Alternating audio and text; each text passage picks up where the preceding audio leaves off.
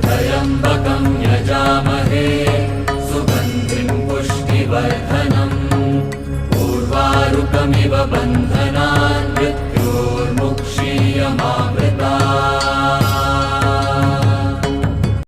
नमस्कार। अब हम राजयोग की श्रेणी में एक और बहुत ही जानने वाला जो राजयोग है अमारक योग, उसके बारे में चर्चा करेंगे।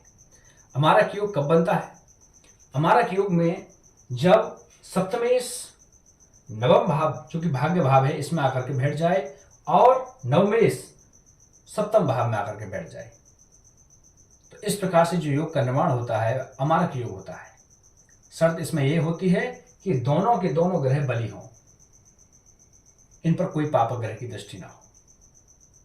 यदि सप्तमेश नवम भाव में आकर के बैठ जाए और नवमेश सप्तम भाव में आकर के बैठ जाए, तो इस प्रकार से ये अमारक योग का निर्माण करता है। इस प्रकार का जातक सेनापति होता है और अजेय सेनापति होता है, जिसको कोई नहीं हरा सकता, कोई नहीं मार सकता। इस प्रकार के राजयोग में इस प्रकार के जातक की 50 वर्ष के बाद में असीम सुख की प्राप्ति होती है। इस प्रकार के जातक की पत्नी पतिव्रता और पुत्र आदि का सुख बहुत मात्रा में प्राप्त होता है। अमारक योग वाला जो जातक होता है उसकी ख्याति जन्म जन्मांतर तक याद की जाती है। तो अमारक योग अब हम अपनी आप सब जानते हैं कि कुंडली सभी के पास होगी, तो आप उस कुंडली में जाकर के टटोलें कि कहीं हमारी कुंडली में अमारक योग तो नहीं है। देखेंगे सप्तमेश का नवमेश के साथ में संबंध है या नहीं है। तो इस प्रकार हमारी कुंडली में अमारक नाम का राजयोग का निर्माण होता है। नमस्कार।